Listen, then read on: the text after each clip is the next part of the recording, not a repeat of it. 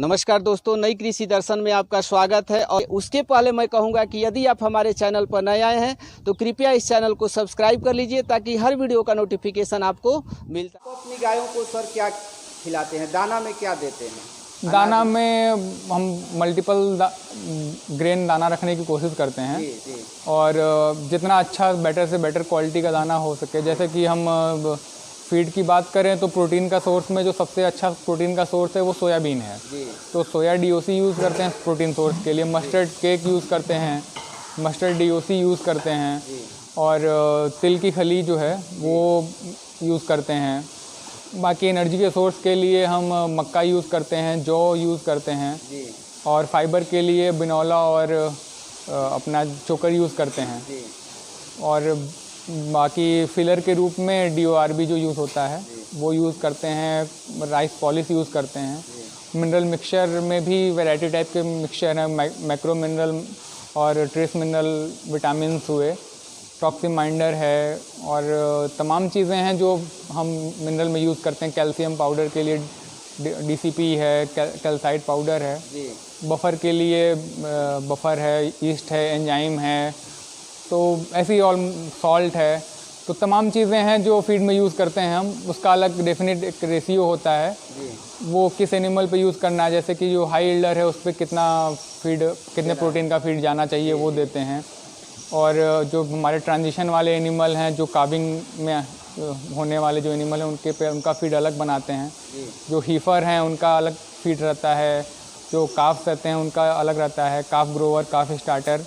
तो अलग अलग एनिमल के हिसाब से ही हम फीड बनाते हैं। यानी कि आप अपना जो है फीड जो है खुद तैयार करते जी हाँ हैं सर, बाहर से कोई फीड नहीं लेते? नहीं, बाहर से कोई फीड नहीं लेते हैं। अपना रॉ मटेरियल लेते हैं, अपने हम सेल्फ मिक्सिंग करवाते हैं और सारा फीड ड्राई देते हैं। तो एक गाय को सर जो है अगर 20+ लीटर दूध देने वाली गाय है तो उनको एक गाय को जो है कितनी मात्रा में अनाज देना चाहिए सर?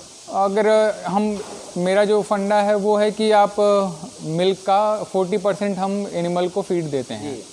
तो उस हिसाब से अगर एनिमल का जितना मिल्किंग प्रोडक्शन रहता है उसका 40% हम देते हैं। और प्रेग्नेंट गाय को सर जो है क्या खिलाया जाए कि वो जब बच्चा दे तो अच्छा से जो है उनका मिल्क प्रोडक्शन भी हो और उनका बच्चा जो है अच्छा से निकल भी जाए और जेर भी आसानी से गिरा दे? क्योंकि बहुत सारी गायों में समस्या होती है सर जेर गिराने को लेकर। जी, मेन है कि अगर जो एनिमल प्रेग्नेंट है उसको फीड में कोशिश करें कि उसको हाई क्वालिटी प्रोटीन वाला फीड दें और विथ हाई क्वालिटी फाइबर।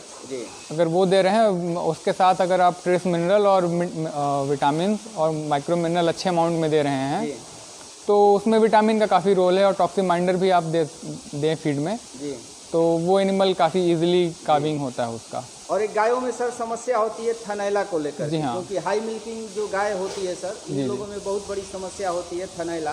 तो अगर किसी गाय को हो जाती है सर तो आप उसका इलाज जो है देसी तरीके से करते हैं या एलोपैथ से करते हैं या होम्योपैथ पर जाते हैं सर? नहीं, अब पहले तो ये बीमारी हमारे यहाँ बहुत ही रेयर है और होती नहीं है। और उसका मेन कारण कि आप देख रहे होगे कि सफाई नीचे कैसे है। जी, आप जितना अच्छे से फर्श को क्लीन करोगे, जितना बैक्टीरियल और वायरल ग्रोथ कम होगा उतना एनिमल आपका हेल्दी रहेगा। आपका एनिमल जब मिल्किंग हो उस समय एनिमल आपका खड़ा रहे, मिल्किंग के कम से कम आधे घंटे तक खड़ा रहे।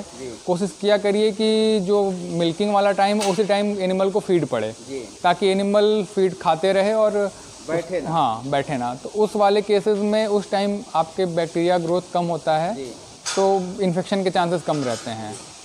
तो अभी आपका दूध सर जो है कितना निकल जा रहा है? अभी हमारे पास अराउंड दोनों टाइम का मिला के 650 लीटर के आसपास मिल्क है इस समय। अभी हमारा प्रोडक्शन थोड़ा गर्मी ह्यूमिडिटी की वजह से अभी डाउन है। इसके बाद नवंबर दिसंबर में सर? नवंबर दिसंबर में अराउंड इस बार का 1000 लीटर का टारगेट है अपना। यानी कि एवरेज आपका 800 850 लीटर जो अगर साल का पूरा रखा जाए सर? इस बार हमारा क्या है कि हमारे पास लगभग 40 अपने जो फार्म की डेवलप्ड ब्रीड हैं वो काविंग में आने वाली हैं जनवरी तक। तो हमारे पास इस बार दिसंबर और जनवरी तक टारगेट 1000 लीटर का है। जी। तो ये सारा दूध सर जो है सेल कहाँ से हो जाता है? क्योंकि सबसे बड़ी समस्या होती है मार्केटिंग की सर। आपने पहले भी कहा था कि डेयरी फार्म में जो है मार्केटिंग की सबसे बड़ी जो है समस्या होती है। जी, पहले तो समस्या आती थी हमारे साथ भी लेकिन एक बार जब एक चैनल क्रिएट हो जाता है तो पहले हमें दूध पहुंचवाना पड़ता था बनारस मार्केट में भिजवाना पड़ता था, जी। लेकिन धीरे धीरे अब हमें बस अराउंड 250 लीटर दूध मार्केट में भिजवाना पड़ता है। जी। बाकी सारे दूध हमारे यहीं से, हमारे फार्म पे ही लोग आते हैं और ले जाते हैं। जी। खोआ हो गया, पनीर हो गया, इस तरह का कोई अभी तो product तैयार ऐसा प्रोडक्ट कुछ डेवलप नहीं कर रहे हैं। इन फ्यूचर प्लान है कि कुछ अपना प्रोडक्ट जरूर लाएंगे मार्केट में। जी। तो इतनी बड़ी डेयरी फार्म है सर, इस फार्म को आप मैनेज अकेले तो कर नहीं पाते होंगे सर। इस फार्म को मैनेज करने के लिए कितने वर्कर रखे हुए हैं सर? हमारे पास वर्कर तो 7 हुआ करते थे, जी। लेकिन प्रेजेंट में हमारे पास अभी 4 वर्कर ही बचे हुए हैं। जी। तो अभी 4 वर्कर से ही फार्म चल रहा है और कोई दिक्कत नहीं है हमें। जी। अभी सुचारू रूप से चल रहा है। तो आप क्या मानते हैं सर, क्या वर्कर के भरोसे जो है फार्म को चलाया जा सकता है? जी नहीं, ऐसा तो नहीं है, बिल्कुल नहीं है, क्योंकि अगर आप स्वयं अगर जागरूक नहीं रहेंगे तो वर्कर या फिर कोई आपका एम्प्लॉई उसको अपना काम समझेगा नहीं। जी। वो तो एज अ वर्क ही और नौकरी की तरह ही उसको लेगा। जी। और वो अपना टाइम टू टाइम ही काम करेगा। बाकी टाइम आपको ही देखना है, आपको ही हैंडल करना है। जी। तो आपको स्वयं जागरूक होना तो पड़ेगा। आप सुबह में कितना बजे से इस फार्म में लग जाते हैं सर? सुबह 5 बजे से यहाँ पे फार्म पे हम आ जाते जी। हैं और 5 से 8, साढ़े 8, 9 बजे तक हम यहाँ पे रहते हैं। जी। और उसके बाद शाम को 2:30 बजे से शाम को 6, 7, 7 बजे तक हम लोग फार्म पे ही रहते हैं।